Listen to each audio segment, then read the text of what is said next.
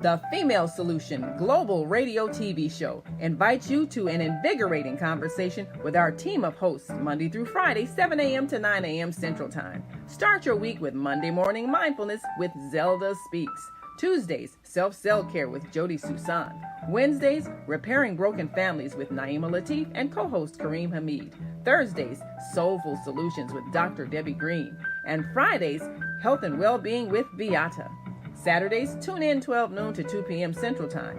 First Saturday, Success Strategies with Jana. Second Saturday, Wendy Williams Esquire on relationships. Third Saturday, Move Around with Deborah. And fourth Saturday, Wisdom with Mama D. Join us Sundays, 7 p.m. to 9 p.m. Central Time for Soul Purpose Healing with Beata. Call in and comment 515-605-9325. Press 1 to speak to the host and be a part of the solution.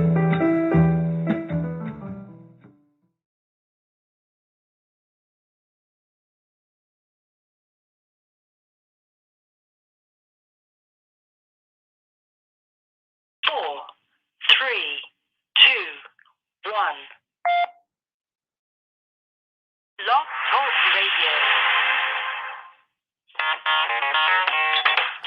Women have the power to transform this world. We can end crime and violence if we all agree to do one thing: share. Let's share our wisdom, share our time, share our talents, share our finances, but most of all, let's share our love. This is the Female Solution. Join me, Naima Latif, every morning, 7 a.m. to 9 a.m. Central Standard Time, as we bring you stimulating discussions about the issues affecting our lives. If you're listening online at www.blogtalkradio.com/the-female-solution, press the blue button that says follow and get our daily topics every morning directly to your email and your smartphone. Hi, I'm Naima Latif, executive producer of the Female Solution Radio Show.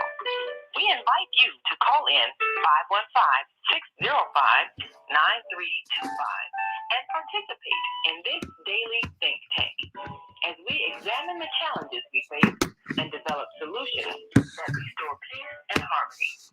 We are global transformers, changing the world from the way it is to the way it should be. We are one.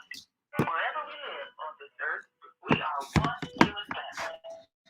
On behalf of our team of radio hosts, I'd like to extend a greeting to all the members of our family, whenever and wherever you may be listening around the world. To our family in China, Ni Hao. In India, Namaste. In Japan, Konnichiwa. In Korea, Annyeonghaseyo. In Russia, Здравствуйте. In Germany, Guten Tag. In Poland, Dzień dobry. In France, Bonjour. In Spain, Hola. In Italy, Ciao. In Egypt, Ahlan wa sahlan. In Ghana, Akwaba. In Nigeria, Peleo. In South Africa, Sawubona. In Senegal, Sangade. In Kenya, Jambo. In Israel, Shalom. In Pakistan, Afghanistan, and Saudi Arabia, Assalamu alaikum. Greetings, and may peace be upon you all.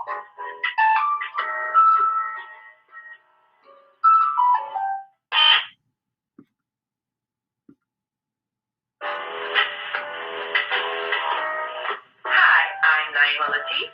Join me and my co-host Kareem Hamid every Wednesday morning, 7 a.m. to 9 a.m. on the Female Solution Radio Show, as we explore that relationship that is the foundation for our society, the relationship between men and women, husbands and wives.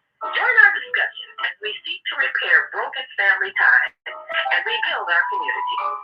Listen online at www.blogtalkradio.com/the-female-solution. Call in and comment 515-605-9325. Press 1 to speak to our host, or you can join us live on Facebook at www.facebook.com/the-female-solution.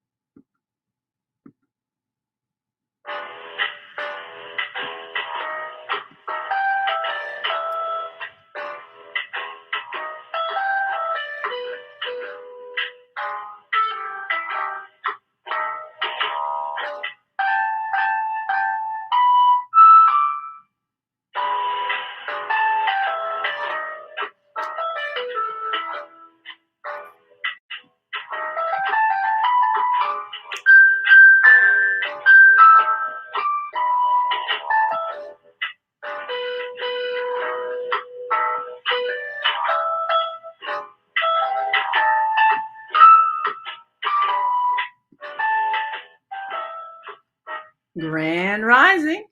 And thank you all for joining us on this Wednesday morning, January 12th, 2022.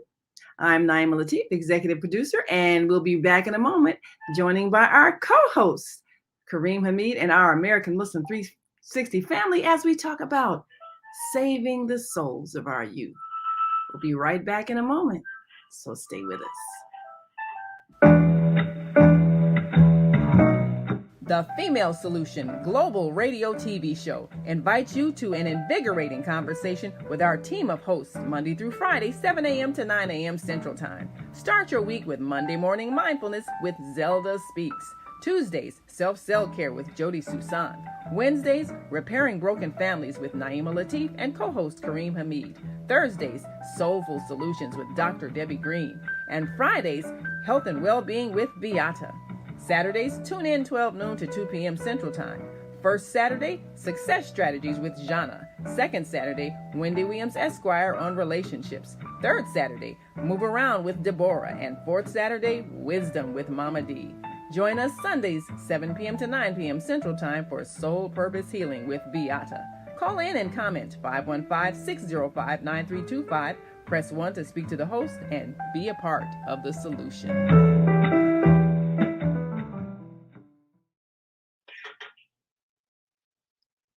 And we are back.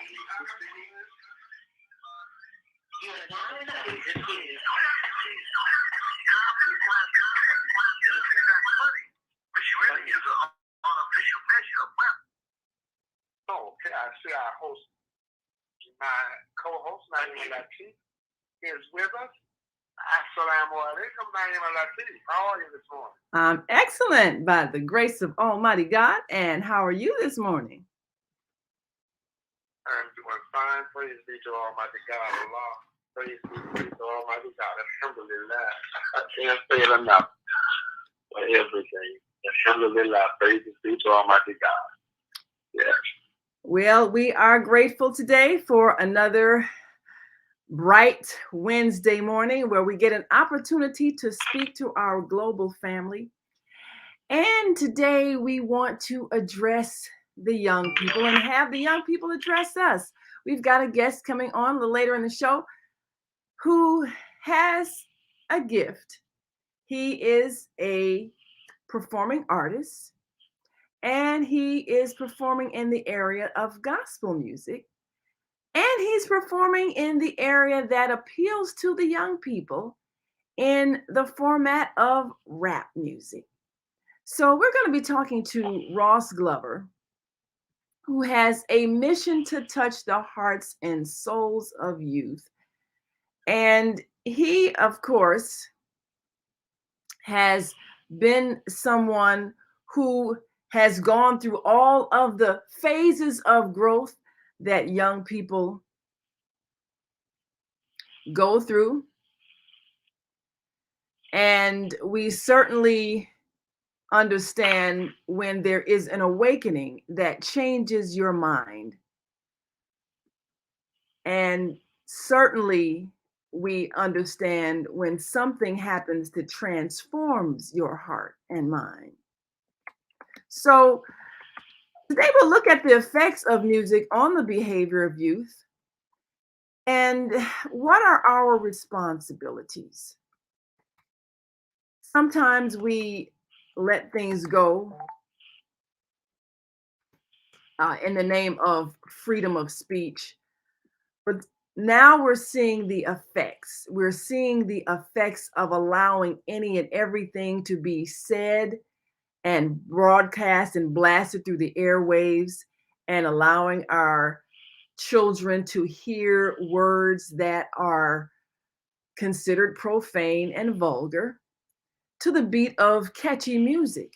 And so when our 2- and 3-year-olds start repeating these lyrics, some of us think it's cute, but words have power and they reach the heart and soul of the one emitting those words. So even if our 2- and 3-year-olds don't know the deeper meaning of the words, they still carry the vibration. And if the words are vulgar and inappropriate for a 2 or 3-year-old to be singing, then why are we playing this music on our devices so they can hear them and learn them and repeat them? So this is something we want to take a look at before our guest, Ross Glover, arrives. And we want to take a look at whether or not the message in our music is put out by us from our hearts, or are the messages being directed by a music industry, a profit-seeking music industry that basically is appealing to the worst nature in us for the purpose of making a profit? And what is our responsibility in knowing this, to choose not to patronize artists and music that is degrading? So, Brother Kareem, what are your thoughts on that? You've raised young people and you've interacted with young people, and many young people feel like you all just don't understand. Our music reflects our reality and you all don't want to hear it, but it's the truth. But yet, isn't there some level of consciousness people should have about what they're allowing to go into their ears? What are your thoughts on that? Well, you hear a lot of negative things about the term censorship. Censorship. That is whereby a gauge of the quality of messages are somewhat judged. And if it is deemed that a piece of music, literature, movie... Thank you for using Blog Talk Radio. Goodbye. Oh my God, did I hit the wrong thing? Oh, are you still with me? I still hear you. Yes. Can you hear me? Okay. Yes. I don't know what I heard that same thing.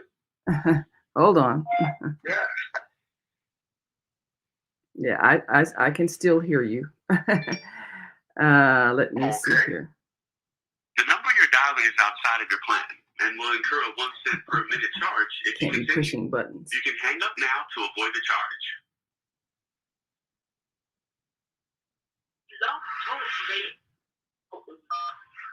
You are now in the host queue. Okay. And go right ahead. Unmuted.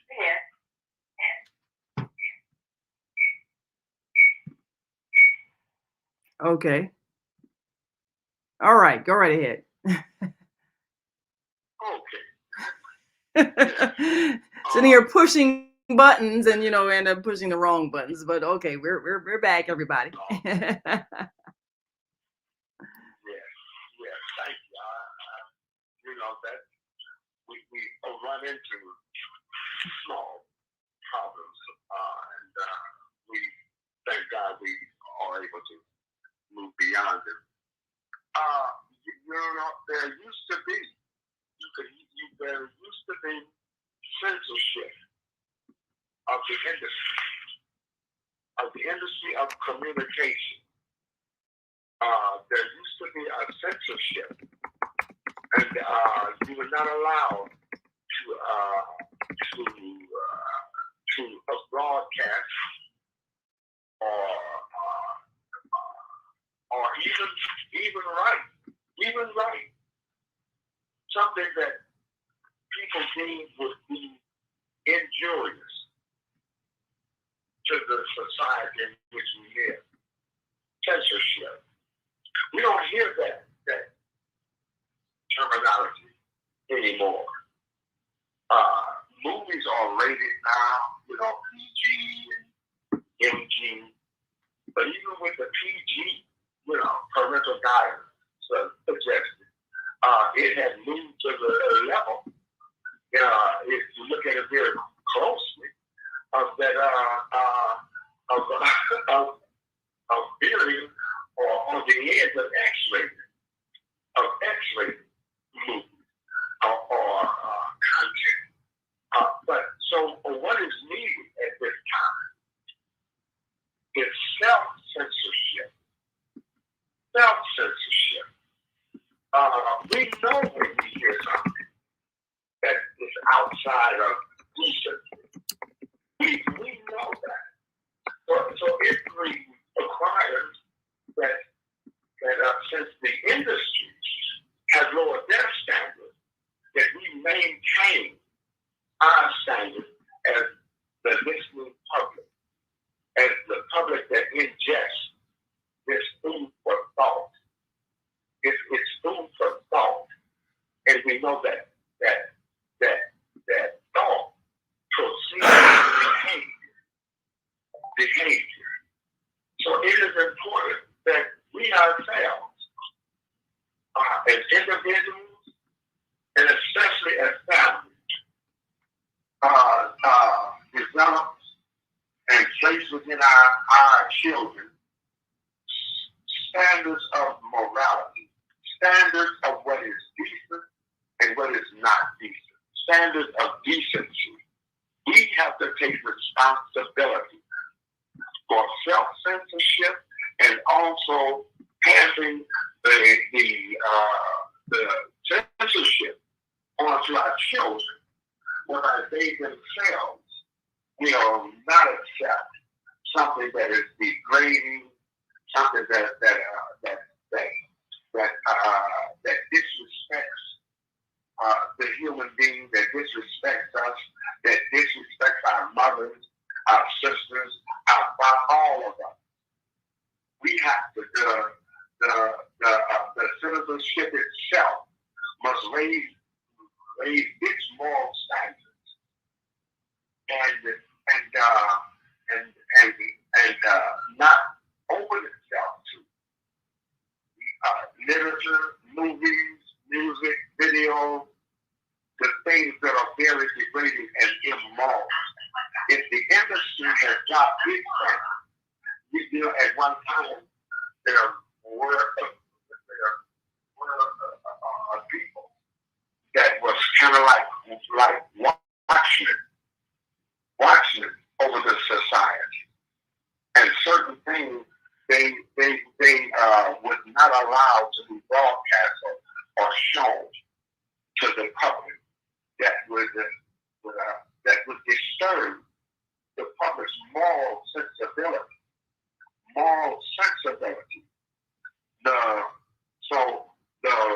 moral sensibility of the public has been numbed now.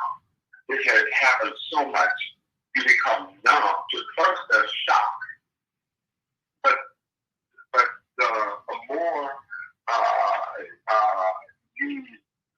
you eat or your eyes, that it first shocks you. Over time, you become numb. You become numb to your moral sensibility. And you say, oh, well, that's just how it is. But it may be how it is, but that is not how it should be. We have young daughters.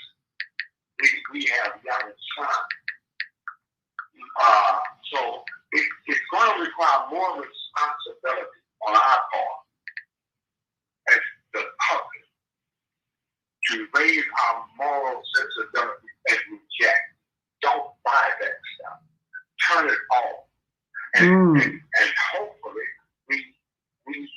our children will inherit our moral sensibility. A lot of what we hear coming out of the music industry, the industry itself, it sets standards of what they will promote and what they will finance and what they will distribute, and also what will be played over the airwaves. There are very few independent radio stations now. They have been taken over by a conglomerate. Clear Channel is one that owns a large swath of media in a vast region of this country. I'm quite sure that there is very excellent music made, very excellent movies made, But the industry will not fully back, will not fully finance or help promote the good music, the good music. They make that decision. They have become our watchmen. And they are derelict on being a good protector of the American public. The American public, we have ourselves become our own censorship. So that is my take on that. We know when we hear something that goes beyond the pale. Refuse it, reject that. Don't buy it, don't listen to it. So we have to take more responsibility for our lives and what will enter us to shape our eyes and our behavior. What we ingest in, we will come out. So we have to take more responsibility, for censorship. First, have a healthy idea, a healthy understanding of what moral excellence sounds like, what it looks like, what it feels like, and the benefit that derives from having a sense of moral excellence. That is, our future is being shaped by people that don't have our best interests at heart, just to make money. They have no concern about our condition as intelligent, dignified human beings. So we have to ourselves take that responsibility into our own hands. Will not help us. So I believe it requires more individual responsibility and not rely on an industry to protect our moral sensibilities and our behavior. That's what I suggest to us as the consuming and listening public. Reject it. Let it sit on the shelf. Let it wither on the vine. That's a process. Just ignore it.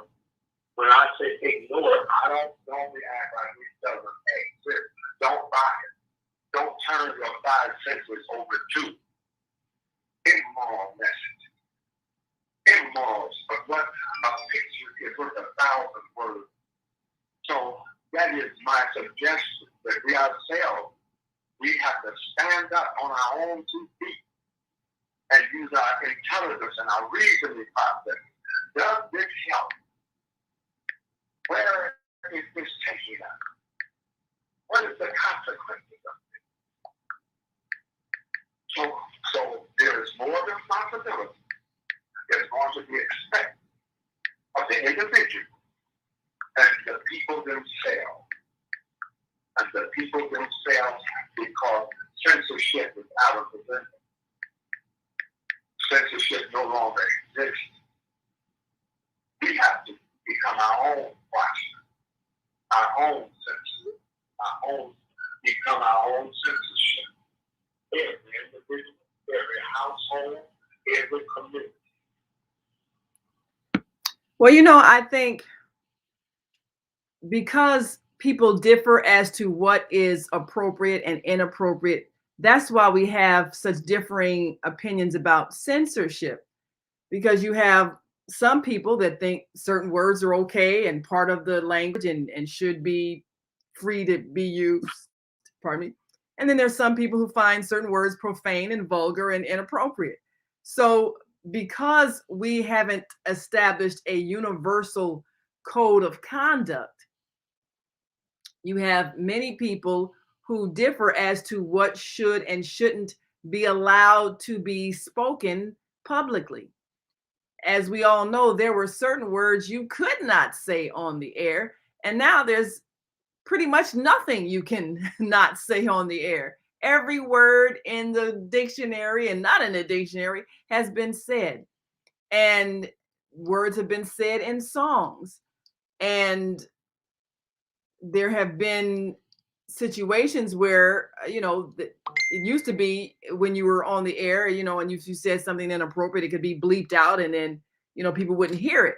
Well, now, even with the communication system we're using now, there's no 8-second delay on Blog Talk Radio. Now on our Facebook page, we're live visually. There is a maybe 10-15-second delay from when something is spoken and when it actually is heard by people watching it.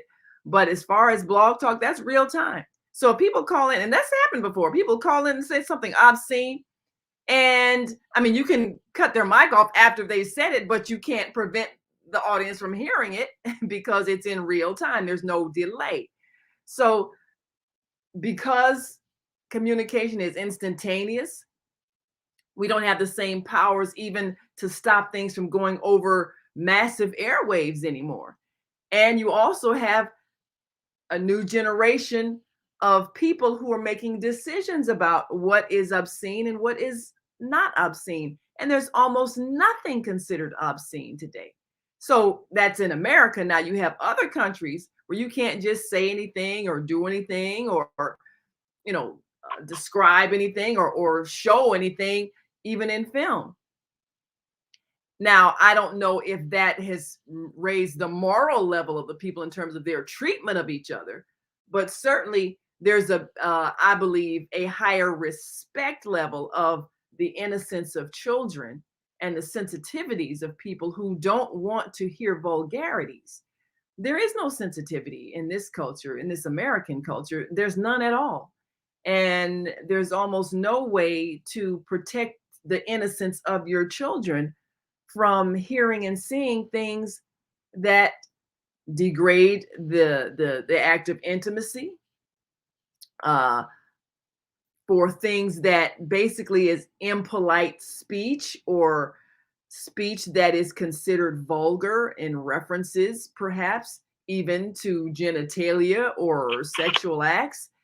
I mean, there's a way to describe things that are personal without being vulgar, and then there's a way to describe it that is commonly understood to be vulgar. So if we decide that the vulgarity is funny or cute or humorous, then it no longer becomes an obscenity. And that's the situation we find ourselves in now, particularly with the music industry, in which everything can be said in a song. And so the songs have had a tremendous impact on the last few generations. And, how do you put the genie back in the bottle, as they say? It's almost impossible because the music is readily available on the devices that everybody is carrying around, their cell phones. So because our cell phones are the mini computer devices that we all have, they can record, they can play, they can take photographs, they can send messages, they can do everything. And everybody has one, even young people. So there's nothing to stop a young person from tuning in to sounds that are degrading, degenerative, obscene, vulgar. And if you put a beat to it, it becomes okay. It becomes popular music. So we now see the effects of that. So the only way to stop that is for the people themselves to decide that they no longer want that particular sound or image to be invading their senses, which means they have to have a different standard for what they want themselves. So now the question is, how do you teach that? How do you instill that in a person so that they can make choices of what they want, especially because this is a society that has rendered absolutely nothing obscene. So, what does it take? A change of heart? And how do you change the heart? That's the question. So, we got to take a quick break. And we're going to come back and talk about a few things that some people have said and done in the attempts to try to change behavior. But is it helping to change the heart? So we'll be right back after this message. And we want you to stick and stay. Don't stray away. We've got some callers on the line, and we'll come to you after this message. And at the 8 o'clock hour, that's 8 Central, 9 Eastern, we'll hear from young gospel rap artist Ross Glover of A Life in God movement, who has as his mission to transform the hearts of youth by bringing a spiritual message in a form they can enjoy, rap music. So we'll be right back after this quick break. So stay with us.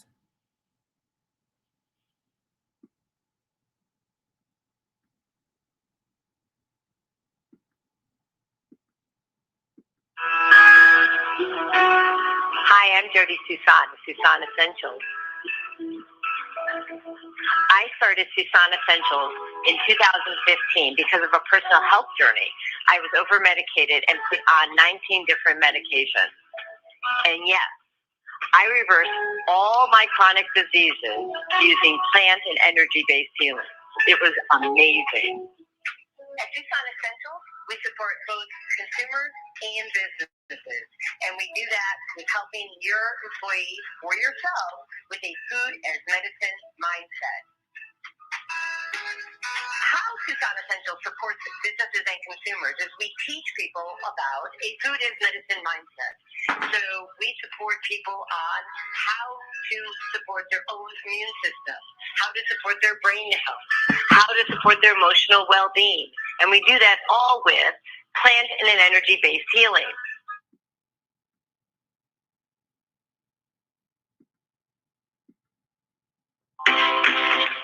We all say we would like to be wealthy, but wealth isn't determined by how much money you have.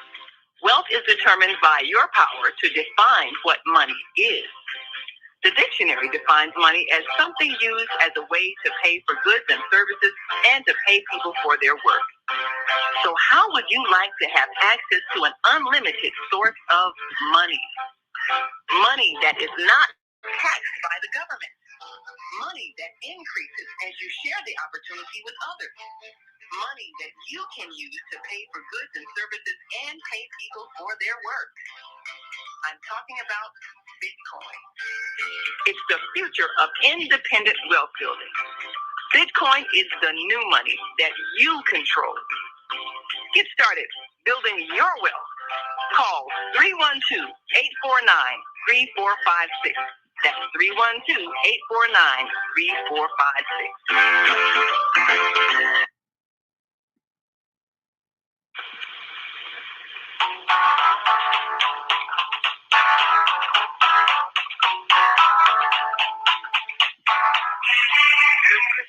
Hallelujah. Greetings in the spirit of Wayo and Yah Shalom. Wayo means we are one. Yah is he who takes the name of God. And Shalom means peace. I'm thankful, Mother Beloved, that I'm moving in, and I'm inviting you to join me every fourth Saturday from noon to 2 p.m. Wisdom Discovery. Call in number 515-605-9365. Wisdom, limited support of daughters and motherhood preparation. And spiritually speaking, men who do the will of God are mothers too. As a mandatory educator, author, activist, international award in sports, and ordained minister, females, I want you to say farewell to all things seen and unseen that prevent your potential. You bring forth life and give birth to babies. Albeit as an animal beast with 4 legs, child is a human being person, it's too late. Facts can change feelings, but feelings cannot change facts. A mother teaches love. Love is the arms that reaches out and holds us together. That's what Wisdom with Mama D is about. Join me every fourth Saturday from 1 p.m. Call in 515-605-9325 to share your wisdom and love codes into shape. Remember, mother's farewell. If you don't, your child won't. And if he doesn't, his fire to disabuse. Females, you are the local transformer with the power to change this world. Use it. The Female Solution Global Radio TV Show invites you to an invigorating conversation with our team of hosts Monday through Friday, 7 a.m. to 9 a.m. Central Time. Start your week with Monday Morning Mindfulness with Zelda Speaks. Tuesdays, Self-Cell Care with Jody Susan. Wednesdays, Repairing Broken Families with Naima Latif and co-host Kareem Hamid. Thursdays, Soulful Solutions with Dr. Debbie Green. And Fridays, Health and Wellbeing with Beata. Saturdays, tune in 12 noon to 2 p.m. Central Time. First Saturday, Success Strategies with Jana. Second Saturday, Wendy Williams Esquire on relationships. Third Saturday, Move Around with Deborah. And fourth Saturday, Wisdom with Mama D. Join us Sundays, 7 p.m. to 9 p.m. Central Time for Soul Purpose Healing with Beata. Call in and comment 515-605-9325. Press 1 to speak to the host and be a part of the solution.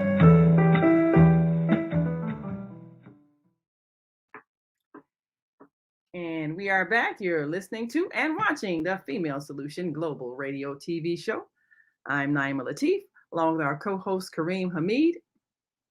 And we are live on Facebook and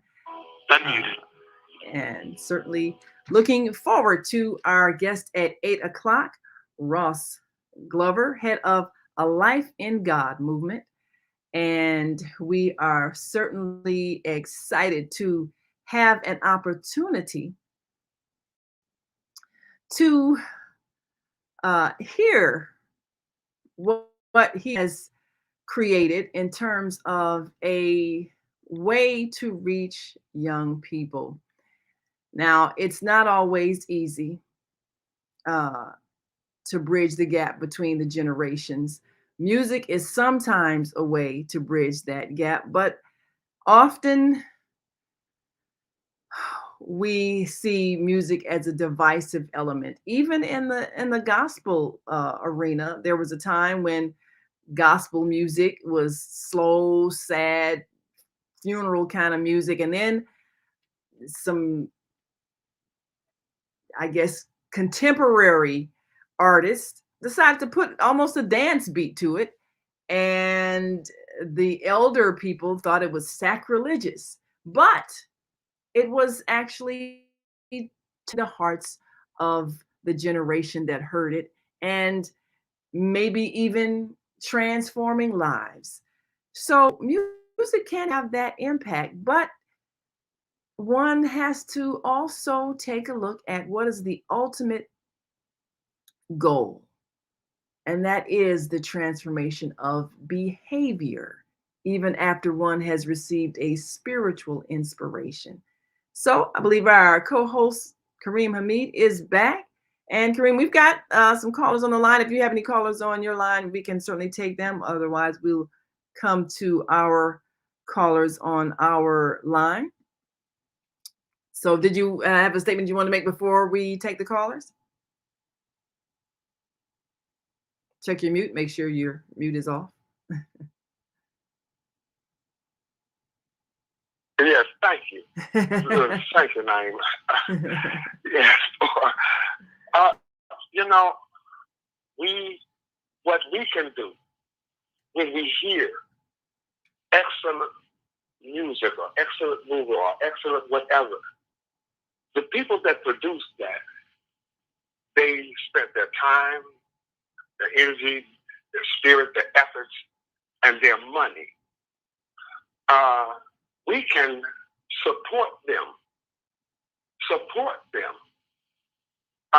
if someone is producing, like I believe that a brother that will be the guest later on this morning, when you say he has produced rap music, positive, well, there is a beat that comes with that the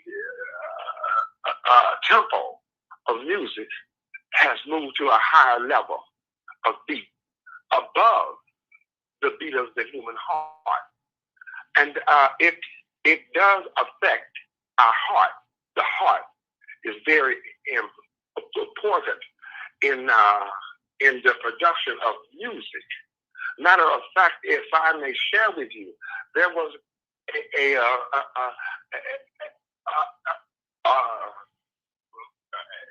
pagan god that was called the Muse, M-U-S-E, M-U-S-E, the Muse, that according to the myth could affect people's thinking, their moods, their behaviors through music. Music. Mm. So this principle, yes, oh yes, this is coming from a knowledge base. The people that control what we hear, they are not dumb people now. They know the construct of the human nature.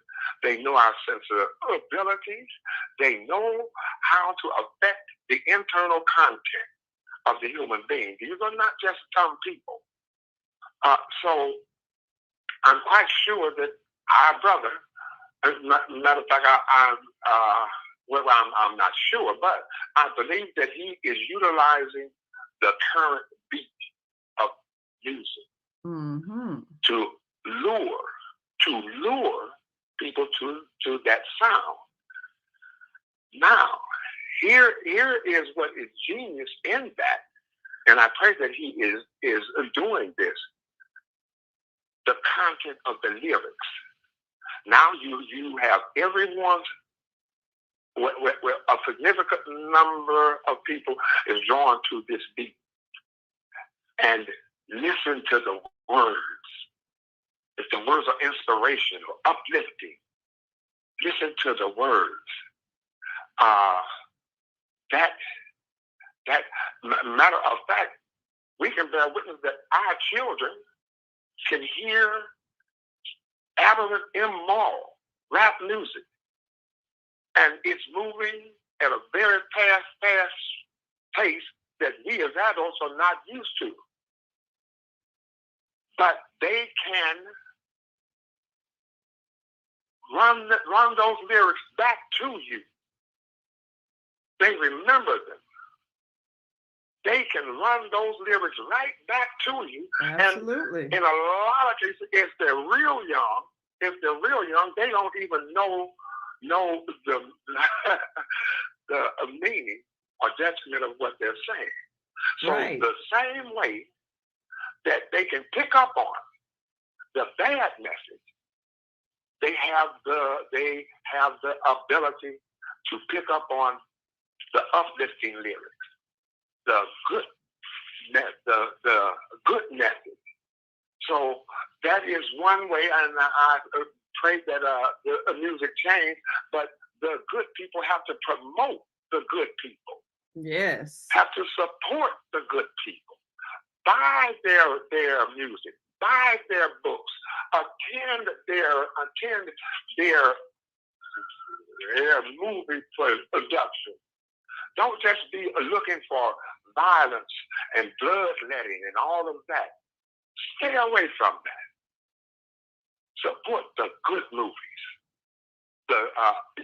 So they need those that are producing the good. They need our support, and we should support them and encourage our children to support. Can you imagine the effect it would have if a father walked in and gave his children, here, listen to this,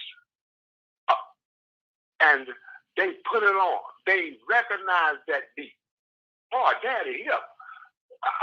Hey, y'all, Daddy with it. And yes. I mean, we have to encourage our children and those that produce the good. If Daddy walk in and say, hey, check this out, they will hear those lyrics. Those lyrics will embed themselves in their unconsciousness and their consciousness. And they can be able to run those lyrics back to you. And those words make people. Words make people do what they do. So that is one way that we can fight back. Support artists that are producing healthy human building productions on all levels. Support them, whereby they are not held hostage to this huge conglomerate corporate structure that will shut them out. When they shut them out, we open our doors up and we support you. We'll help you distribute that. We'll help promote that. Every father, every mother, give your children the good music, the good movie. Yes. And they will see that you are not against them. You are in league with them. Absolutely. That you're encouraging. The content has to change. It can make a difference. Yes. Well, we're going to take a caller. And if you're listening online and want to join this conversation, give us a call, 515-605-9325. Press 1 when you're ready to speak, and we'll come right to you and get your thoughts. We're going to be talking at the 8 o'clock hour, Central Time. Ross Glover, who is founder of A Life in God movement. And he has as his mission to transform the hearts of youth by bringing a spiritual message in the form they can enjoy, their own rap music. Well, let's go to area code 773-487. Introduce yourself to our listening and viewing audience and give us your thoughts. Can rap music reach the heart and bring a spiritual message? What are your thoughts? Of course, I did. I've been in music for 30 years. And yeah, I've had a real good run, maybe for the last 15 years on the internet. And it all started with me and my children singing at home with the White Sox game, and me and my children used to sing. And I go, you know what? Let me get back into music. And I became an independent artist, and I started with rap.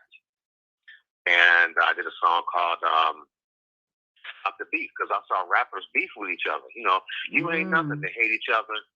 And then I found out, it was like, what you doing, bro? How we make our money.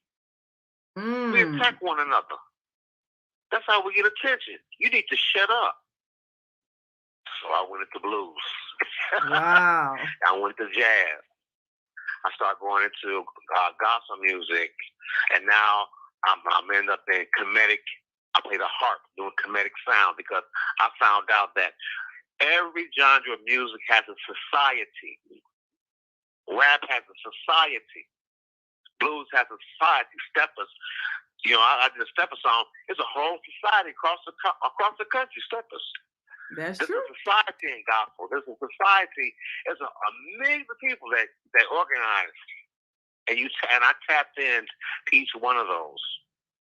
And I made a difference, and I started using my music and my lyrics to elevate, like, you know, talking about the yin and the yang, talking about female energy, talking about the kingdom of God is within us. It ain't coming. It's already here. I started using my music to correct some issues about whether us being brought from Africa or whether we was already here. I had a song called We Were Already Here. And now I have a whole society of young brothers and young sisters saying, brother, you was right. That never happened. We was already here in this country, and that eased their mood from the oppressor and from the system that was controlling us, using the platform of music to controlling our minds. But the brothers said they had hijacked our minds to our music, and they did it intentionally. And now I find out that the war of music is in the mind of the individual. So let me ask you this question. What are your thoughts about the use or misuse of women in a lot of the lyrics, the derogatory name calling that has become so very popular? And as you said, artists are telling you, well, this language is the way we talk to each other. This is how we sell our music. This is how we get popular. So, talking badly about women has been made popular. What do you think about that? Is that something reversible, or what would make a person not do that? Well, we tried to start a union in music. We tried to start a code of conduct, and I don't try to correct another artist. Okay, that's like going into somebody's house, taking their dishes. Well, you try to be an example. I learned the hard way. You don't speak nobody's name. If somebody's doing something, you don't call their name. You just come up with an example to correct it. You be the correction. See, one thing that our culture, because music is culture, one thing that we have to ban, we always saying, we ain't doing this, we ain't doing that, we ain't doing this. And that's a disease. That's going to keep you from doing what you need to do. If you see a problem in our society or in our community, don't point your fingers at the ones who are doing it. You go out and be the correction. And stop saying we, because we all ain't in your we game. If you see the problem in our society, you be the example. And that's what I've done. And I caught a lot of heat from doing that. You see, trying to be different and wholesome and being respectful. And so looking at our women, you're going to reap what you sow. If you talk bad about that woman, guess what? You're going to have bad relationships in your life. And then everybody's going to be laughing at you. Like, what's wrong with you? Well, you put that on yourself. You spoke that into existence. You know, there was a time when you could not refer to a female as a beast. I mean, not only in the upper echelon, I mean down here on the sidewalk. I mean down here in the streets. You refer to a woman as a beast. That was a great boy. You were in trouble. If her brother heard, hey man, so-and-so called your sister a beast. What? Where is so-and-so at, man? But what has happened, as I stated earlier, we have been inundated so much that we have become numb. Our moral sensibility has become numb. We don't have hurt the word beat. Now they have become a good beat. If I'm a B, I'm a good beat. Yeah. You see, we just like the word nigga. Like the word nigga. We turned that word nigga into something positive. They turned that word B. We tried to make it positive, but it comes from a man who didn't have a guidance in his life. He didn't have an elder man to teach him those lessons. And these young men today are having relationship problems, okay? And, you know, the girl may like him, may like her cousin, when you're 19, 20 years old, you're not trying to get married. You're just hanging out, and you get jealous if she's talking to another guy. And I tell young guys all the time, why are you mad at her? What's she doing? Are you married to her? And that just corrects everything. Are you married? Is that your wife? Okay, well, she can do anything she wants to do. You're not married to her. You ain't got no ring on her finger. But the hurt and the hurt from their relationship or their mother or the relationship and the family structure, you know, these kids are rebellious, have become rebellious, and they say derogatory things. And when you say derogatory things, guess who's really hurt? The one who's saying them. That's true. They are the patient. You trying to be the doctor? No, you're the patient talking like that. You're the patient. Well, you know, that is the truth. When you think of people saying things, they're reflecting their own level of self-respect or lack thereof. And like Brother Kareem is saying, you know, there was a time that you didn't allow that to be said of the women in your family. You just didn't allow it. And so it didn't happen. So now Viata, our Friday host, she mentions the thing that has been said about those who are behind the scenes in the music industry. And many of the people who have been in the field of producing and promoting and distributing, many of them have been Jewish. Now, claiming that religion isn't what made them do what they did, but those are people who often form business alliances with artists and promoted their music.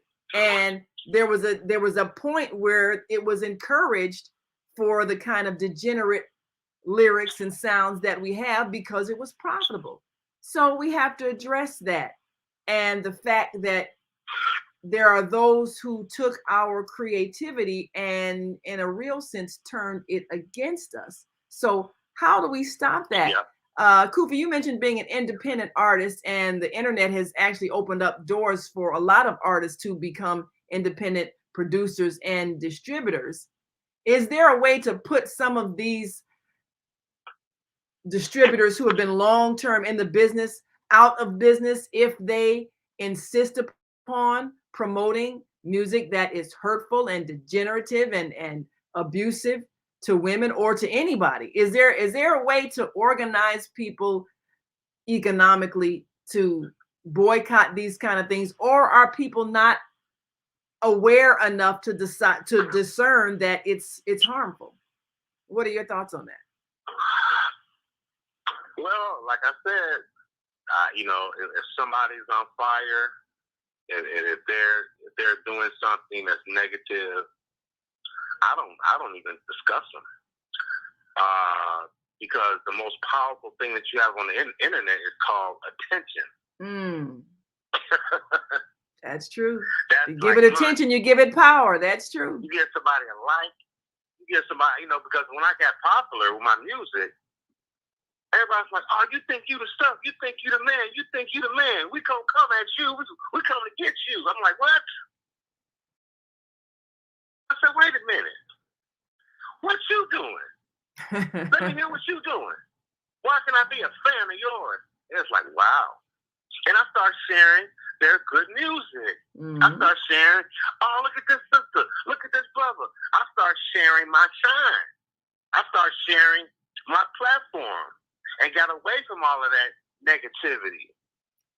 So instead of pointing at them, you applaud them. Even like if they had some raunchy music, but then they did something. Because the music producer, you know, I used to work with R. Kelly a little bit and all these other artists. They can only send their music into the producers, right? Corporations. They choose what goes on the CD. They have no right. They can't put out any. They need to put out what these people want to be heard. So if I look at somebody who is doing some negative, raunchy music, and just say I wanted to kind of get at them a little bit, maybe say something like, I will look into some of their music that they're doing, and I will highlight some of the good that they're doing. Yeah, I think that's a very positive way to encourage. I like this song over here. Yeah. You know, because it's a graduation. I like this over here, brother. You know, I like the song over here. You ought to focus on that one right there. Yeah, You know, I think that's a good way to encourage. I've got to the point where I brought some ethics and some morals in music, in spirituality. I brought a culture. It's called B1. Everybody's all of them is saying B1. I came up with that, and I said B1 with nature before you can be one with me. That sounds good. Don't try to connect with me. Now, if you connect with nature, now you can talk with me. You can tell me something about the sky. You can tell me something about the planet. You can tell me something about the history. We connect with nature. Well, I would love to hear music with that kind of a thing. I wouldn't say go at them economically, because like I say, you're gonna start warfare. They'll be at your door. So just focus our attention on the positive artists. Focus our money on the positive artists. Ignore the ones that are doing wrong. Don't protest them. Simply withdraw our attention from them. I think that makes a lot of sense. But we certainly thank you for that thought. We got to take a break, and we'll be back as we talk more about saving the souls of our youth. Can rap music reach the heart? And we're looking to talk to Ross Glover, who is head of a Life in God movement.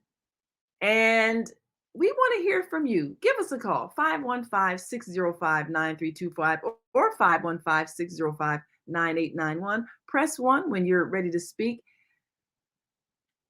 Is there power in music? Yes. Yes, I have a caller on the line that I would like to open up their mic after this station break. All right. We'll be right back with your caller on the line. All right. So stay with us.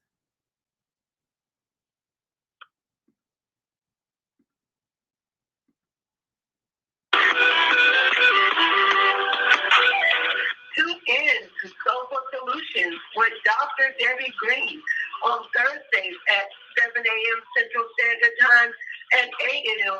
Eastern Standard Time to hear great topics and stories on grief and turn it into victory.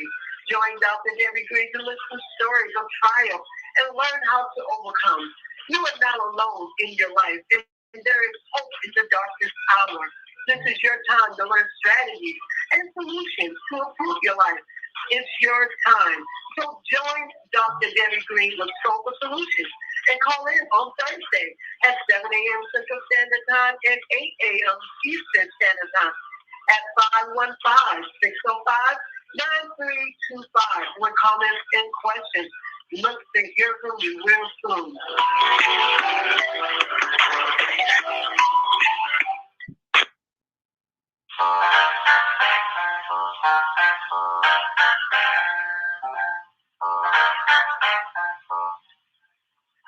Have you ever dreamed of going to exotic places, meeting fascinating people, enjoying uplifting music, and spending nights in a luxurious hotel?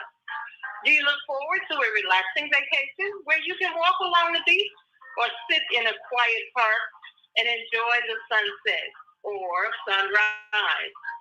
Whether you're flying around the world or driving across the country, we will share travel tips that will help you stay safe while you enjoy the journey.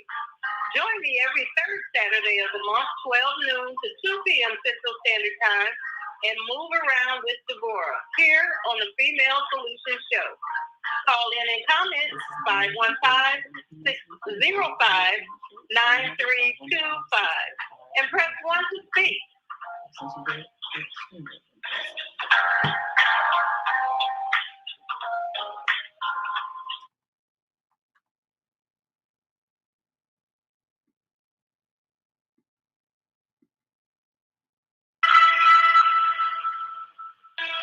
Hey, it's time to take charge of your health.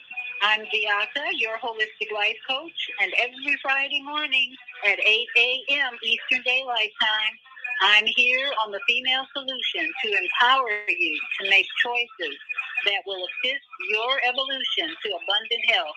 I'm also blogging every Sunday evening at 8 p.m. Eastern Daylight Time at Soul Purpose Healing, where I bring you a spiritual chiropractic adjustment to bring you back into alignment with our Creator's love, compassion, and wisdom. Join me every Friday morning at 8 a.m. and Sunday evening at 8 p.m. for a time of unity, enlightenment, and love vibration. Shalom.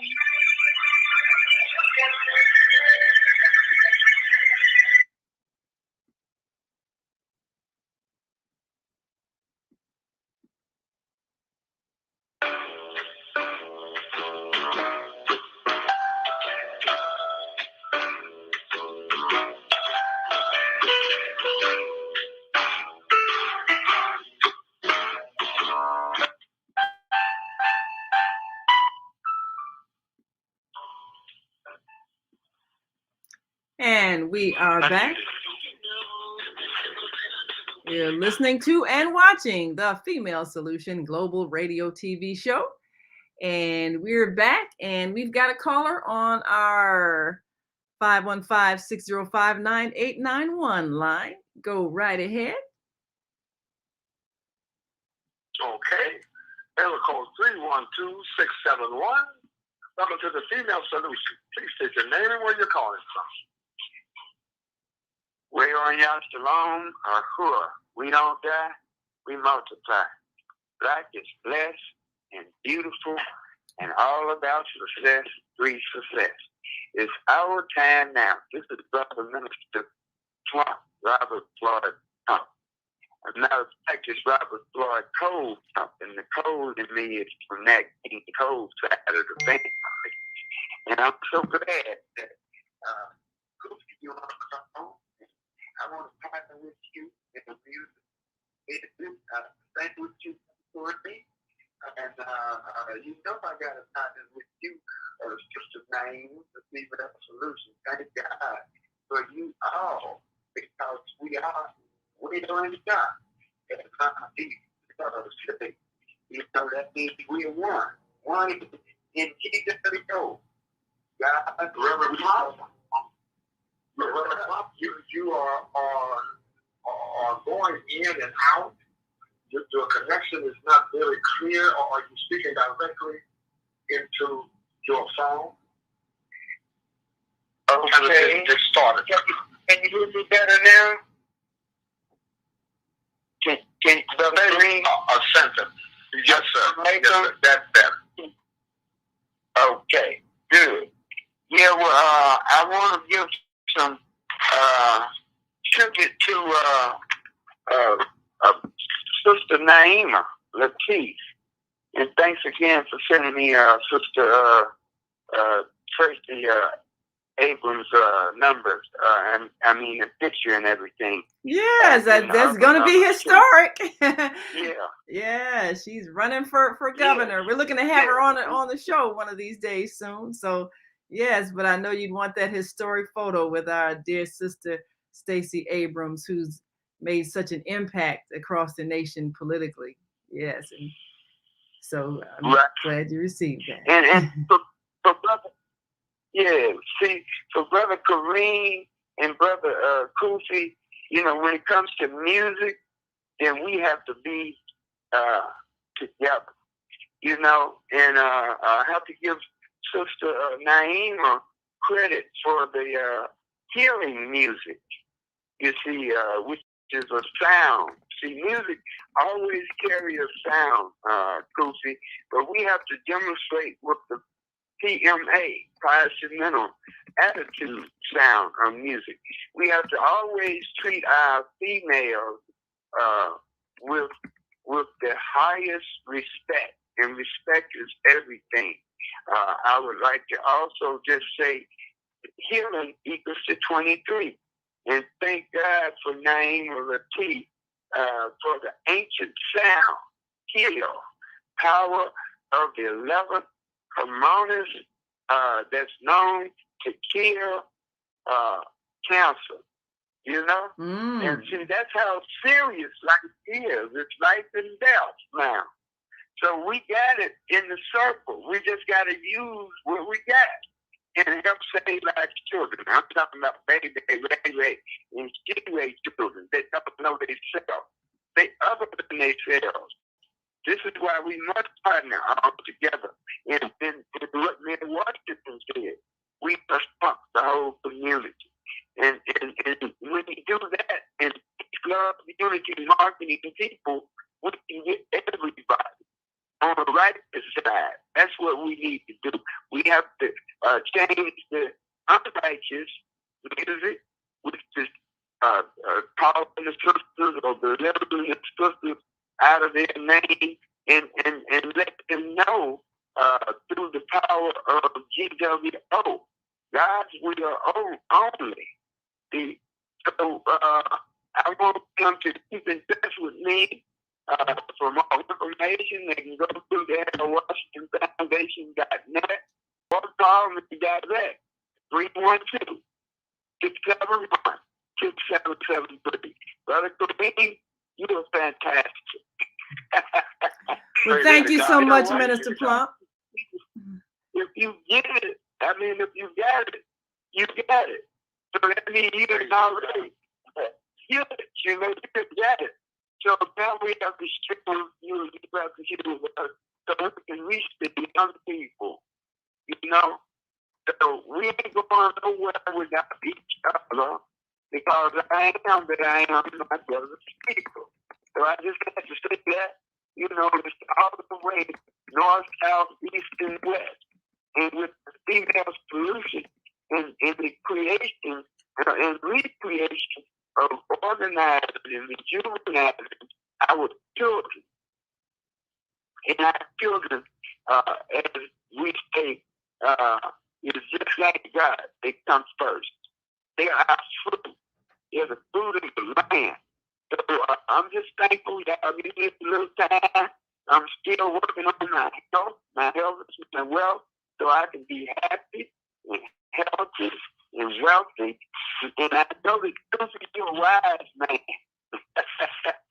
We're all in the same family. We're the wise family. And we don't have to worry about our position. Our position, that's what the truth is saying, which is wrong. And we know that's wrong. They have to know that they learn better, know better, and do better, and admit that they're wrongness. So they must be corrected. And it must be connected. So we became disconnected. So I'm going to be quiet and listen to Mo, but I just thought I'd step two shorts out there. And we got to work on that music that's healing. Absolutely. Healing music. About the ancient healing music. Do you know what the 11 harmonics, in other words, what area on the earth or what country or continent that this was done? Was this done in Africa or what? I'm sorry, what was the question? What? I was wondering, do you know if the ancient 11 harmonic power through healing was the sound? You shared information with me about the ancient healing sound, which is the power of the 11 harmonic or sound that kills cancer. It kills cancer. Now that's something we can share with yes, the whole that world. is true. Ourselves and each other. That's true. There is knowledge of how sound creates healing in the body because sound is vibration. Everything is vibration. So yes, that is possible. Knowledge like that really isn't restricted to any particular continent because it's universal knowledge. And so anyone who is attuned to the universal mind, which is God, can pick up on that thought and discover that information and put it to use. So I think as we grow spiritually, we transcend a location, we transcend a continent, we transcend a landmass, and we become beings of the universe and attuned to the universal consciousness we call God, which does not have a confined place.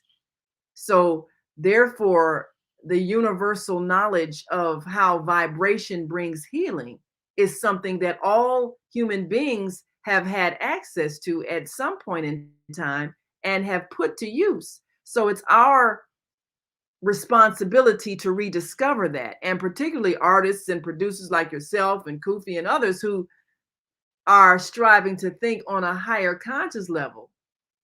Now is the time to use your gift and skills to bring that healing and bring that ancient knowledge of how sound does in fact affect the very cells in your body. And we talk about this all the time, even on our Tuesday show with Jody Susan and cell care, energy healing, sound, vibration, and of course, Viata has been giving us a wealth of information on Fridays and her health and well-being. The fact that the knowledge that we need to employ is ancient knowledge that needs to be recovered. And one of those things is the power of sound to create and to heal. So thank you, Minister Plump, for sharing your thoughts.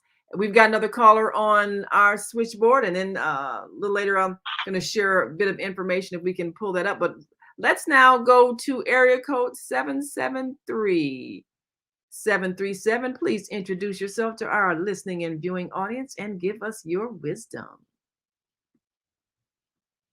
Well, hallelujah, greetings. This is Evangel Mama G, host of Wisdom with Mama G, Grand Rising. Yes, Grand Rising. Hallelujah, greetings. It is written in the Black History Bible book, whose hero is a woolly-haired man with bronze-colored feet to match his bronze-colored face, that the sins of the parents are visited on the children. So the children, those are not the problem. It's the parents that don't have a clean heart and the right spirit, because our children come here perfect. And the only thing they have is what we put in there. And they are misbehaving because the parents are out of order. I was thinking, do you remember that song, I'm a Soul Man? Yes. Okay. What did Joe Biden say? He said he came to save the souls of America. The soul of America, yes. Soul men. So obviously, he came to vote for me and I'll set you free. I'm here to save the soul of America. I'm here to save you soul people, to save you black people. And I'm here to say, if you don't vote for me, you ain't even black enough. I'm telling you. Now, this is a man and he voted against every civil rights bill that ever came down the pipe for over 40 years. The crime bill. All the time when he was coming up with initiatives to give the Jews whose Holocaust didn't happen over here, and the vestiges of what happened to us, the crime against humanity and Jim Crow genocide that's still going on today, he didn't give us no $15 million. But his initiative made sure that they got that. In reparations now, it seems that we're scared to even bring up the word reparations, and this is just a bill to study the problem that does not come with any money. But Kamala Harris, Vice President, who said, you don't think I'm going to do nothing for black folks, to just what black folks do you. Cow needs his tail more than once to fan the flies. That's what my mother used to say. So she could say that, but within weeks, after 6 Asians were killed, they had a bill just for them called the anti-hate crime against Asians bill that came with $50 million. But Nancy Pelosi is sitting there, won't work for the 3 votes that are needed to bring up a 30-year-old bill called reparations to study the problem. Because she said it'll hurt the election. That's the same thing that she said the 8 years that Barack Obama was in office. And they did mention it. I mean, we are pitiful indeed. Because what happened to us didn't happen to everybody. And we are always busy fighting for the rights of everybody. But I was thinking about it. I'd like to ask you this. I said, now, you know, everybody else has rights attached to their stuff. They'll say, we got civil rights. Well, everybody got civil rights, but everybody else has got specific rights. Women's rights, gay rights, immigrant and refugee rights, which is all based on privilege, but they've got rights under their stuff. Tell me, where is it that rights is on our stuff? I mean, NAACP, I don't hear no rights on that. Urban League, Rainbow Push, all do wonderful work, but where's the rights? So we're the only ones that Reverend Earl Sarton, he is the one that, while he was over there in World War II, fighting for the rights of other people, when he said a young soldier asked him, but Sarge, when are we going to get our rights? He said, well, if we get through this, then I'll fight for our rights. So Reverend Sarton starts saying, if a black man can go over there and drive an army tank, he can drive a beer truck or a bread truck over here. And he went into the store and started throwing the bread out into the streets. That's interesting. We got some, he said Pabst Blue Ribbon was the #1 beer for black folks in the whole world. And he got blacks to drive Pabst Blue Ribbon beer truck, the first clerks to be black and working downtown in his department store. He got that through, got the first Andy Frame workers selling peanuts and popcorn and stuff at the ball games. So he was really doing it. So when you think of when the black man, that Asiatic black man, steps up to the plate like the fathers are doing at these schools. Fathers came in and they had 23 students arrested and fighting every day. Fathers came in and all of that. No more fights, no more nothing. And they said something about one of the students that, well, how would you know about the look? See, we talk about the talk that you have to have with black youngsters.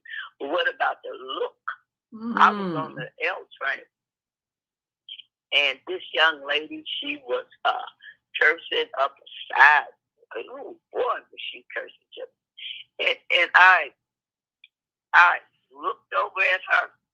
Just I ain't said nothing. I just looked.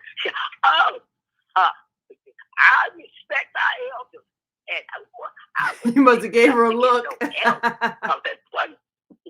just look, because that's one thing I do not do. I do not disrespect my elders. And she just went off and off and off. And then I said to her, I said, well, you're just too pretty to be saying all those ugly words. You know? But there was a look. I didn't know that modern day children knew anything about the look. Just look.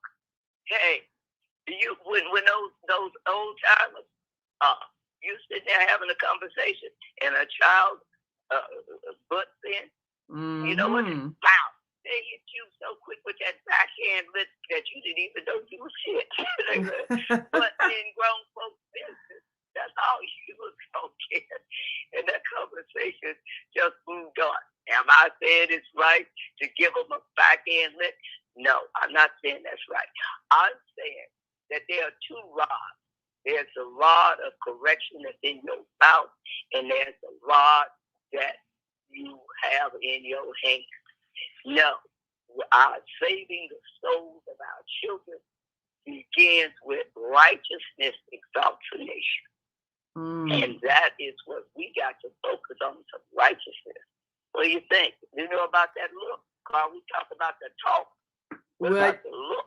Now, the thing about that look, it only works if there's a history of some type of reinforcement of some consequences behind that look if you don't respond to the look. So that's kind of like an early conditioning to respond to a face that is saying, I'm displeased with you. So a child's got to know that following that face that says, I'm displeased with you, you have to change your behavior, or else there'll be consequences. Exactly. Now, I'm not saying the consequences have to be violent, but they should. But that is what's wrong with the mask wearing, because your first language to that baby, when they got 80% in the first 4 years of life, is to read your countenance. Are you pleased or are you displeased? We don't call it the look, but that look, that is exactly what it is. That's what your face is for. You don't have to communicate. Yes. Be a teenager today to know that look, because that look is innate.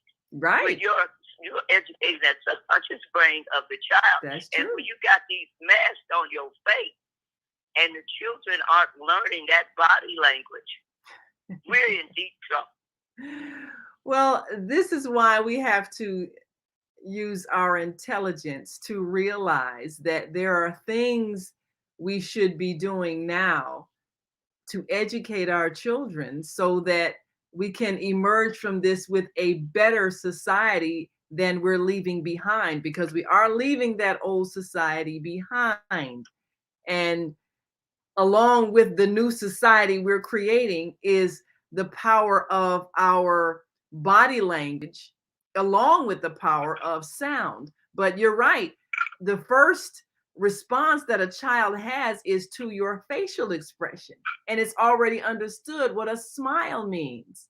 And that's why when people speak to babies and infants and young people, they speak with a smile and a happy little voice, because that's how you speak to children. That's how you give them a sense of being approved of, or give them a feeling of comfort and safety and security and love, through your voice and through your face. So these are the teaching tools that we have to use to let our children know when their behavior is something we approve of or something that we disapprove of. So just like that young lady who was using all that foul language, when you gave her that look, she understood that her behavior was inappropriate. We should be able to do that in all circumstances.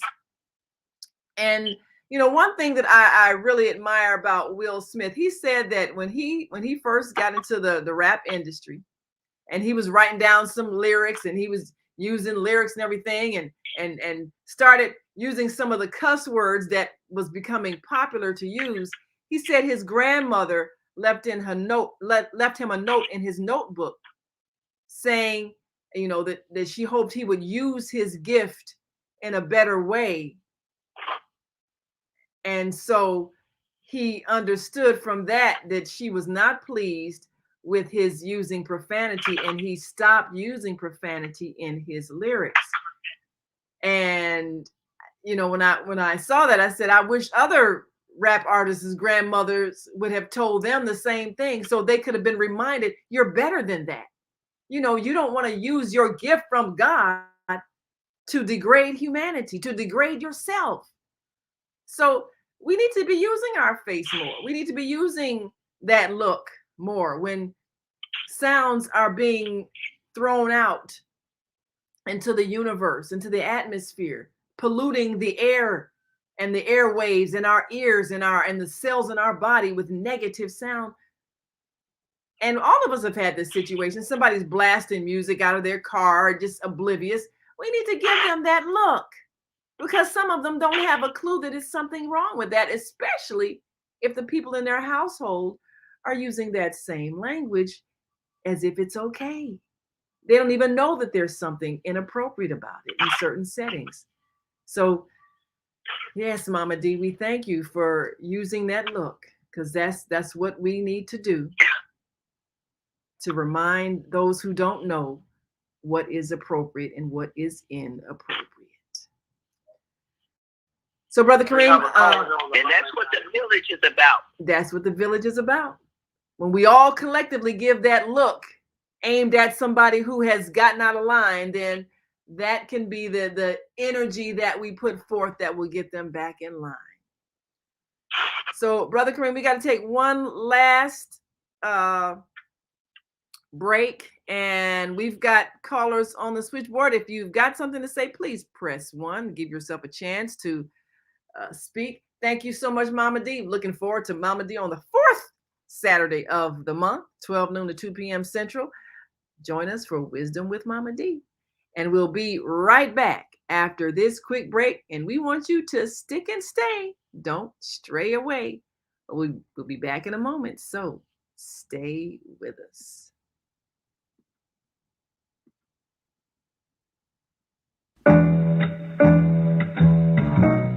The Female Solution Global Radio TV Show invites you to an invigorating conversation with our team of hosts Monday through Friday, 7 a.m. to 9 a.m. Central Time. Start your week with Monday Morning Mindfulness with Zelda Speaks. Tuesdays, Self-Cell Care with Jody Susan. Wednesdays, Repairing Broken Families with Naima Latif and co-host Kareem Hamid. Thursdays, Soulful Solutions with Dr. Debbie Green. And Fridays, Health and Wellbeing with Beata. Saturdays, tune in 12 noon to 2 p.m. Central Time. First Saturday, Success Strategies with Jana. Second Saturday, Wendy Williams Esquire on relationships. Third Saturday, Move Around with Deborah. And fourth Saturday, Wisdom with Mama D. Join us Sundays, 7 p.m. to 9 p.m. Central Time for Soul Purpose Healing with Beata. Call in and comment 515-605-9325. Press 1 to speak to the host and be a part of the solution.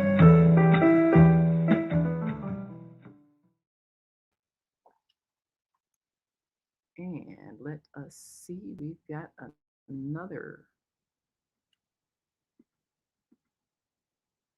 Hi, this is John Alexander. And I'm Naima Latif. Meet people like you who are making a positive difference in the world.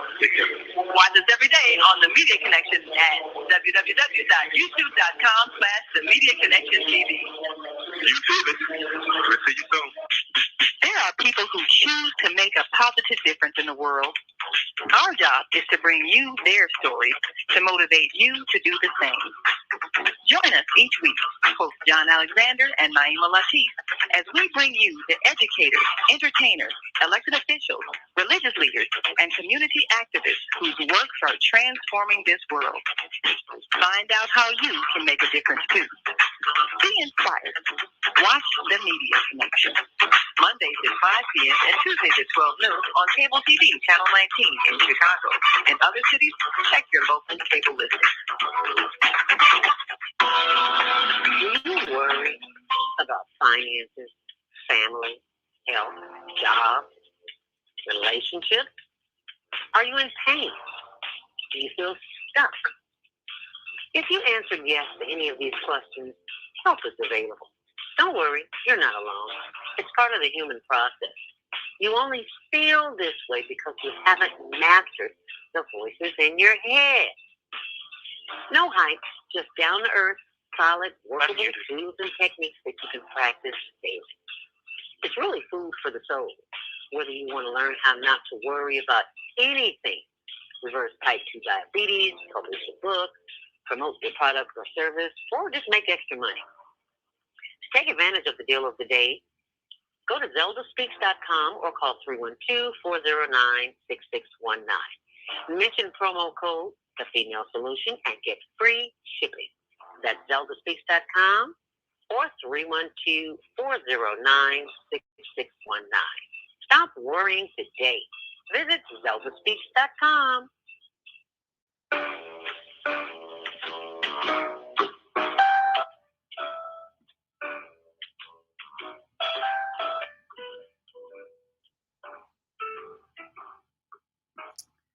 We are back, and you are listening to and watching the Female Solution Global Radio TV show. I'm Naima Latif, along with our co-host Kareem Hamid and our American Muslim 360 family. And our guest today has had a little difficulty, but we are looking forward to hearing from Ross Glover before the end of the show if he's able to work out a few things. Press 1 if you're on our switchboard and have something to say. That lights your number up. Press 1 for those who have called in. And we've been talking about saving the souls of our youth. Can rap music reach the heart? And many people are not aware of the fact that music does, in fact, have an impact. Sound has an impact, and it most definitely can influence thought, not just the beat, the lyrics, the very vibration of the music. There are some sounds that are considered healing music. And so if we are aware of the capacity of sound to have an impact, then those who are artists can also choose to use sounds that bring healing to the mind, body, and spirit. So if we know better, we do better. Now, there are many people who are aware even of the vibration of sound and creating immunities to illness. And as we study more knowledge, yes, and we're back with our American Muslim 360 family. Wonderful. So we're going to take that caller, and as we study that ancient knowledge, we'll rediscover what we used to know about the power of sound and healing. So go right ahead with your caller. Give us your name and where you're calling from, please. 727309. This is Martha Naila Abdullah, Alhamdulillah, the Executive Director of the Community-Wide Shura Council. Assalamu alaikum, Martha Naila. Alaikum assalam to you, Imam Kareem Hamid, and definitely to Naima Latif and all of the listeners. Martha Naila Abdullah calling from St. Petersburg, Florida. Sunshine City, Sunshine State. My comment is in relation to Mama D, as she was mentioning about the facial expression, that look. Yeah. And I was sitting here and I'm going, oh, let me share this.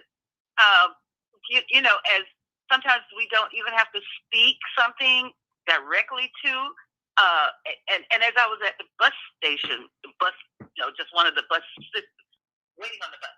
Let me just put it that way. And there was a young lady and her mate, and she was getting on him. I mean, he was trying to sleep, waiting on the bus, and she was over him, back and forth, commenting on whatever had happened. And I was standing at the bus sign thing, and I started to sing, and this was just for me, for me singing, keeping God in remembrance, just a song, old song, hymnal that was ringing in my head, and I was just doing the lyrics and just standing there and looking and observing everybody. All of a sudden, the young lady said, "Oh, ma'am, please forgive me." And I looked around. She goes, "I apologize for all the drama."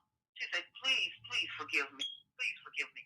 And I'm going, "Oh, Allah." For me, I said, "Oh, Allah." I go, "Okay." I said, "Well, just always remember God first." And she said, "Yes, ma'am. Thank you." And she stopped. She stopped her drama, as she called it. So praise be to Almighty God. Little do we know that when we're in our own world of thought and we're concentrating on and putting God first in our own sense of being, then and not being, afraid to even, harm songs out that reminds individuals we never know what effect it will have on others. So alhamdulillah, praise be to Almighty God. Thank you all for listening. Assalamu alaikum. Wa alaikum salam. We thank you so much, Sister Martha Naila. Now she gives. Go right ahead. This is, I want to caution us. As I say, I keep my head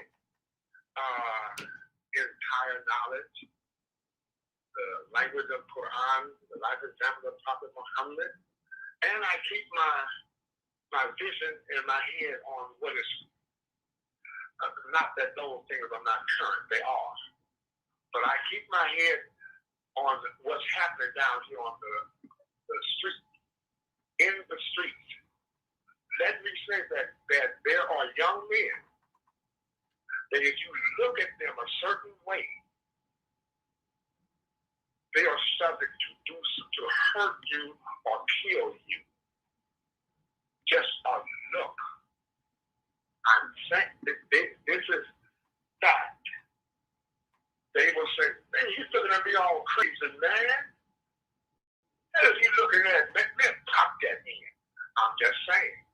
I'm saying this is the reality to how far some of us have devolved as human beings, that even a look of disapproval can put you in danger. I'm just saying. Now, I'm not saying to abandon that completely, but I'm just saying that there is a reality among some of our youth. You look a certain way, just a look can bring violence to you. Well, let me throw this thought out there, Brother Kareem. Let me throw this thought out there, because Martha Nyla says something that actually triggered a memory and really even an inspiration. Because whenever you are encountering a lower energy, you have to bring a higher energy. And we know, as you've said, people have devolved. They have gone to a level of unconsciousness where they're always in a state of anger and ready to do battle because of whatever's happened in their lives. So they're operating on that very low vibration. So we have to bring the higher vibration, which is what Sister Martha Nyla did. So the look you give may not necessarily be or have to be a look of disdain or disapproval. You can bring a look of energy that reflects love and compassion, and even begin singing. I mean, singing a song of a higher vibration, something reflecting the Spirit of God, to remind them of who they are. All of us are expressions of the Spirit, the energy, the life force of God. Many of us have forgotten who we are. All of us are simply people who are on a journey back to the Creator. Some of us are a little further ahead on that journey than others. Some of us are way far away and can't seem to find their way back. But if we can see every human being, and we can see every being as the expression of God, and just realizing that they're demonstrating how far they are in their journey to remembering that, then we can help them come a little further along on their journey by reminding them with sight and sound, a loving face, a spiritual sound. And we can do just like Martha Nyla did, remind that sister of who she really is. And it's possible even with the worst of people, and I've seen it, the worst of people can be reminded of who they are. Yeah. The statement that I made was not a general statement. It was not a general statement. There are good people and there are bad people. It says, speak to the ear that is alive. So that means that there are some ears that are dead. I'm only stating a current reality. Now, I saw a young man and his wife with their 3 children. one of the daughters fell. I was at the park, and the wife went to pick up her daughter. I looked at the young man. I said, boy, this is wonderful. He knew exactly what I was talking about. He said, I want to thank you, sir. We are going to stay together. So that I'm not saying that that my previous statements are a blanket statement, but if you are not discriminating, if you are not aware of what is happening, I'm only alerting us to that. I'm telling you now. I'm telling you, be very careful. Be aware of what you are doing. They are living under rules that sound very, very foolish to us and make no sense. But there's a set of rules among the aberrant that it doesn't make sense, but those are the rules. I'm telling you. So, yes, we want to promote what is good. But let there be some indication or something that, because I'm telling you, some of these people will kill you for a look. And those of you on here, you know, that those of you that have your ear to these streets, you know I'm speaking the truth. So this will hurt you. So, Brother Kareem, be discriminating. Be aware of your circumstances and your surroundings and what you're dealing with. That's all. I'll stop right there.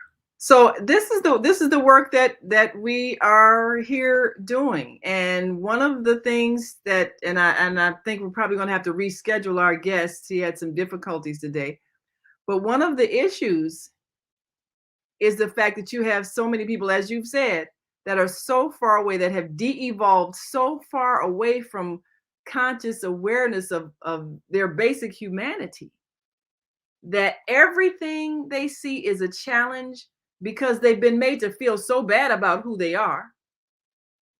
And so finding the soul of that person, that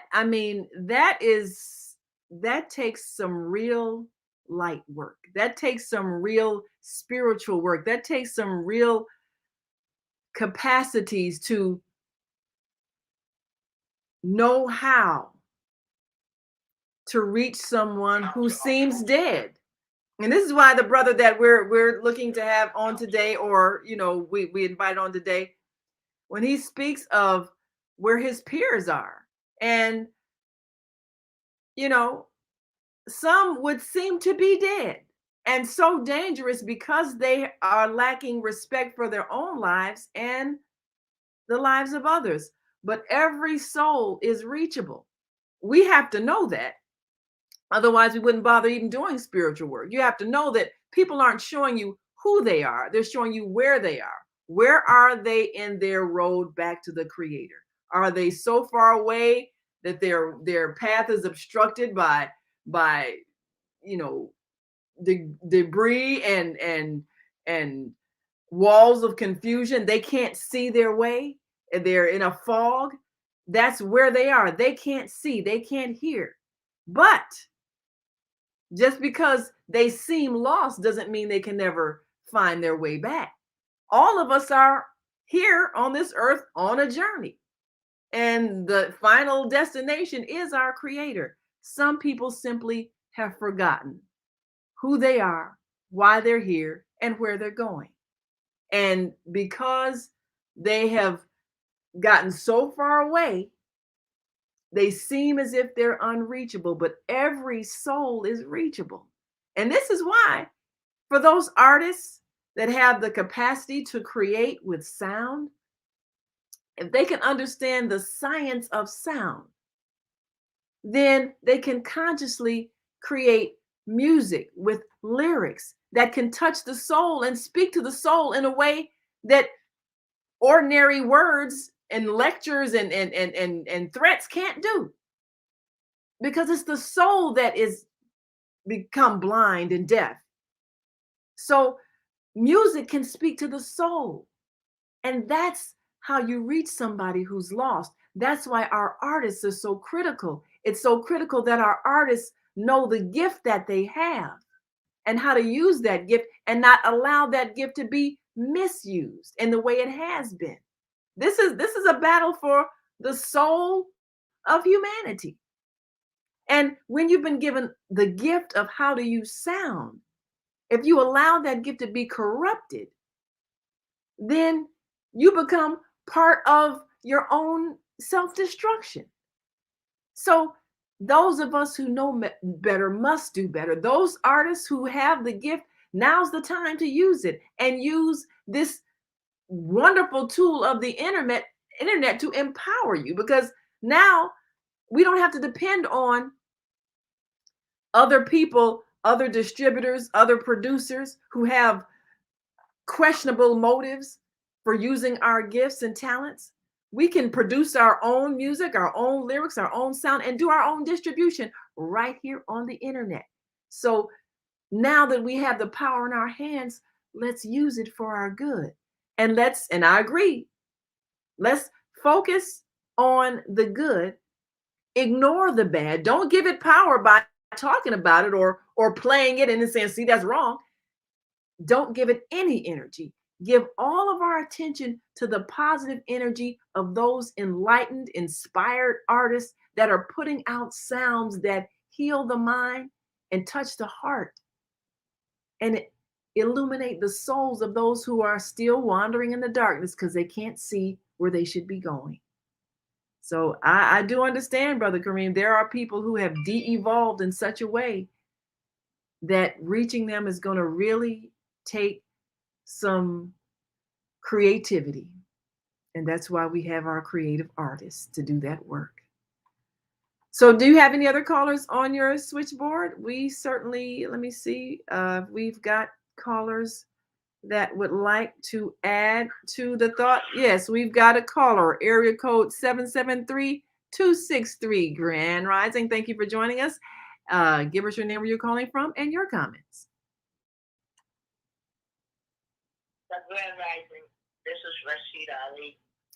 Sister Rashida, thank you for joining us. Yes. Assalamu alaikum. Thank you for the opportunity. Yes, I want to say that Mama D, she was talking about how laws are made for other people and etc. about lawmaking. I observed when I was an organizer that the other ethnic groups, including the international Muslims, when they got together and lobbied to make it legal for a sister to wear her hijab, her head covering, make it legal that she didn't have to take it off. But it seems like we Americans of a certain ethnicity just cannot unite and organize and be effective when it comes to getting registration for ourselves. I don't know whether it's been because we've been so dependent on others who have made laws and we had to abide by them. I don't know what the problem is, but it appears that all it takes is unity, organizing, and moving forward without aggression. Right? Sometimes we had to get beat and put in jail because we were aggressive, trying to take our rights. But there's an organized system. That's a systematic way that America has to do things. And it appears that we just haven't found out or abide or adhere to that system. Because if we want laws for ourselves, if we can organize among ourselves, and it takes a lot of steps because it also takes contributing to the effort in more than one way to get laws for ourselves. But the abortion law, we doing all the voices of others, and a lot of other laws.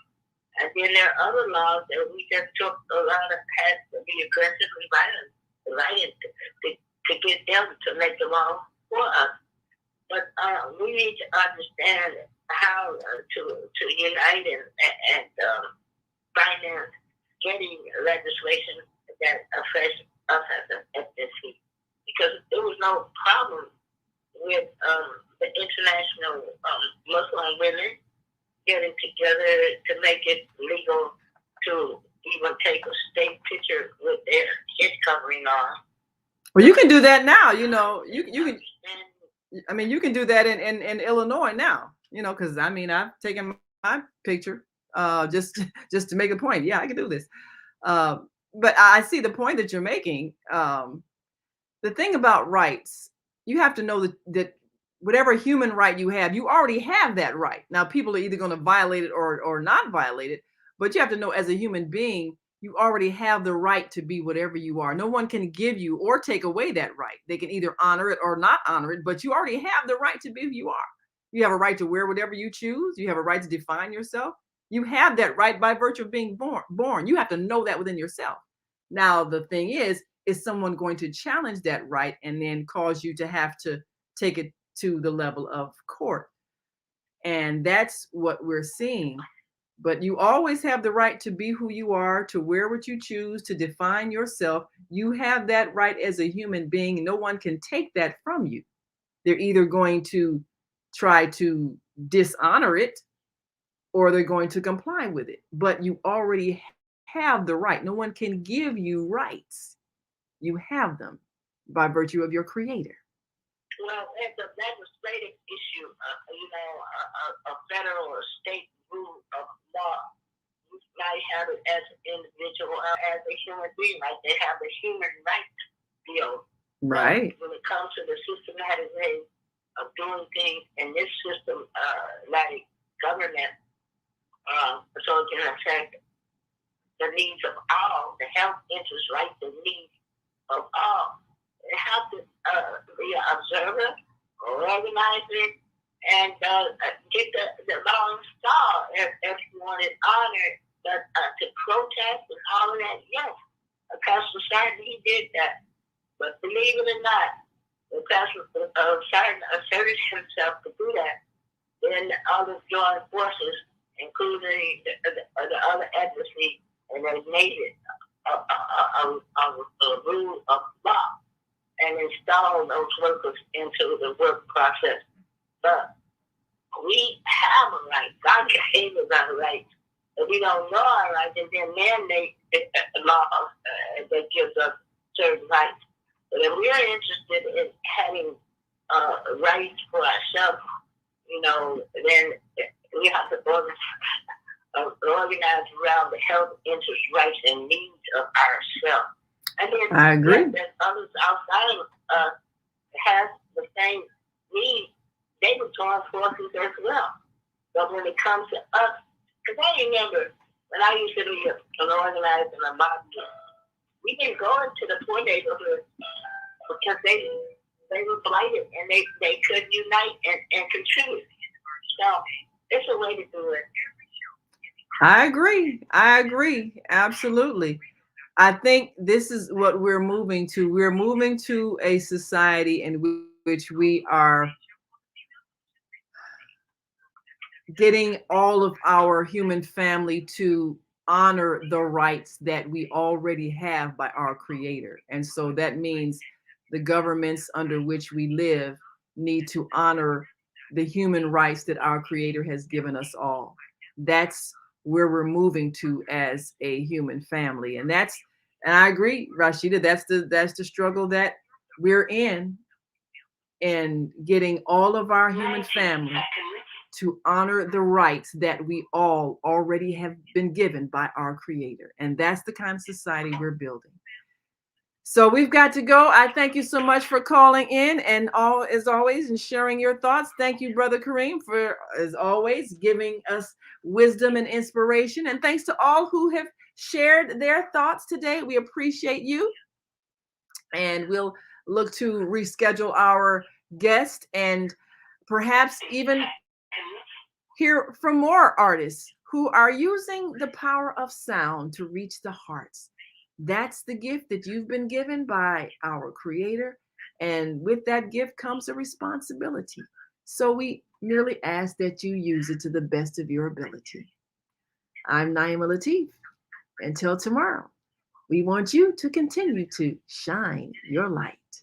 And we'll see you tomorrow on Soulful Solutions with Dr. Debbie Green. Afghanistan, Tashakkur, Saudi Arabia, Shukran. Assalamu alaikum wa rahmatullahi wa barakatuh. Thank you. And may peace be upon you and the mercy of God and God's blessings.